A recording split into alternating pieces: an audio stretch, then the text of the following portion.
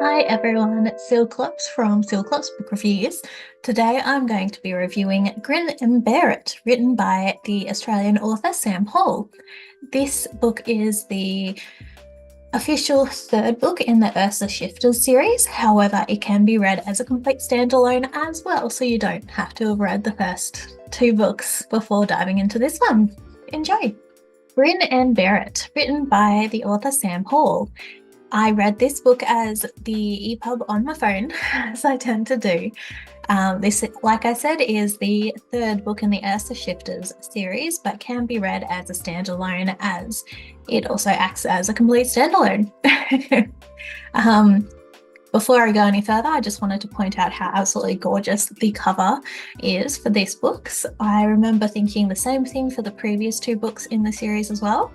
I absolutely love the style. Okay, so the genre and the trope. This is romance, reverse harem, shifters, fantasy, contemporary, and Australian.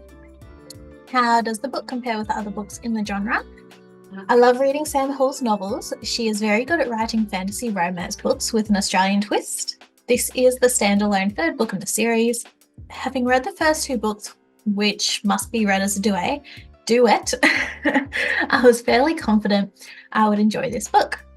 And how does it match up to my expectations of the genre? So once again, Sam Hall's writing style met my expectations for her specific type of fantasy romance book. With humour, Australian facts, and bear shifters, I really enjoyed reading the standalone book in the Ursa Shifters series. The summary. I'm a strong, independent woman, but sometimes I just want someone else to fix my life. Enter four big, strong, hunky someones. Lately, I've got a lot of problems. My house is falling apart. My situationship just imploded because he messaged me for a date and he meant to invite someone else. But I'm a good teacher, right? So why have two of my students gone completely off the rails? And worse, while trying to drown my sorrows, instead of ringing my bestie, I rang him, one of my students' guardians. But that rich, velvet voice on the other end of the line asked me to tell him all the things that are going wrong. And then he tells me he's going to fix it all. The problem is, I'm their nephew's history teacher, and these four men think I'm their fated mate. The analysis, plot and theme.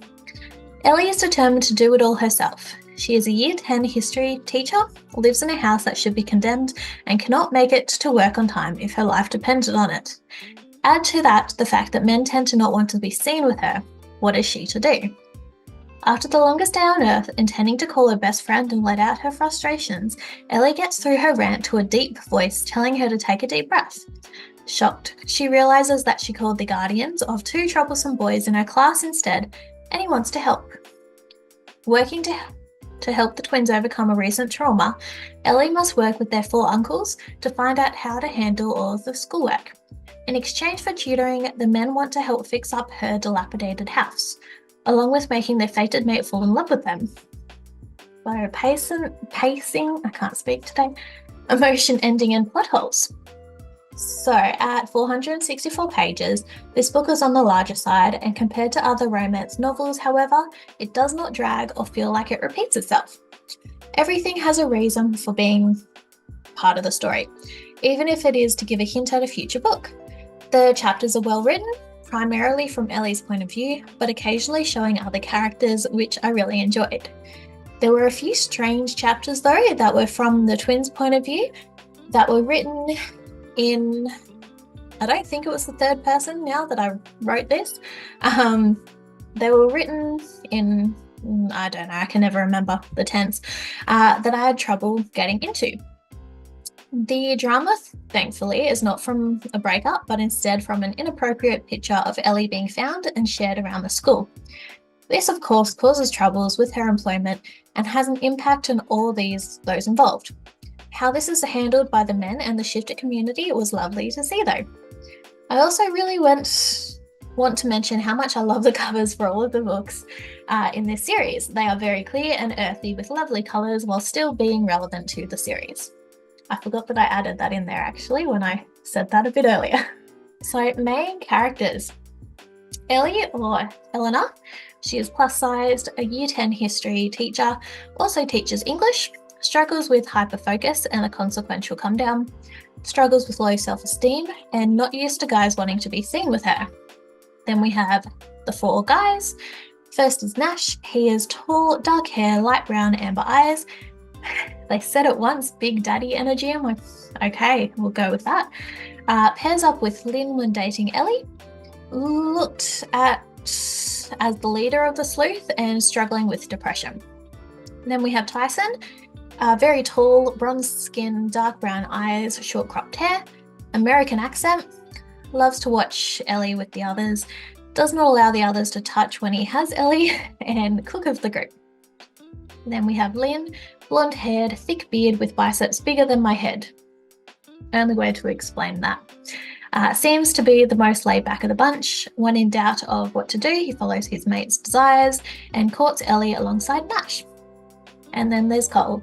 He is lean, shaggy black hair, pale blue eyes behind wire-framed glasses. Is the jerk of the group, is a painter, carries around a paintbrush to torment Ellie with, and has trouble believing Ellie will stay. So he has a bit of abandonment issues. The recommendation. The Ursa Shifter series are part of a great ongoing series written by Australian author Sam Hall. The first 2 books need to be read together as a duet. However, from the 3rd book onwards, the stories are considered novellas or standalones. This is great if you're in the mood to chop and change genres. Only just released, all foxed up, looks to be a prequel novel for a spin-off series called Ursa Shifter's Crazy Like a Fox. I have already downloaded this and I'm ready to read it. My review. So I gave this book 3.5 out of 5 stars. Another easy to read Australian fantasy romance with a large reverse harem of dedicated bear shifters and an intelligent, curvy high school teacher. I really enjoyed this book. A few chapters written in the different tense sort of threw me off. Yeah, just like little itty bitty things here and there that I don't know, didn't absolutely love, but I liked still, gave it that score. So very good book, definitely give it a go. So that is my review for Grin and Bear It, written by Sam Hall, the 3rd book in the Ursa Shifter series, but can also be read as a standalone, so read it whenever you want. Go out and check it out. Sam Hall writes amazing books. I've already found and acquired pretty much every single one of her books that is released. As a fellow Australian myself, I absolutely love her style of writing and that I can relate and understand the geographical points that she mentions. So maybe I'm a bit biased, but definitely go out and give it a go. Thank you for watching. Bye.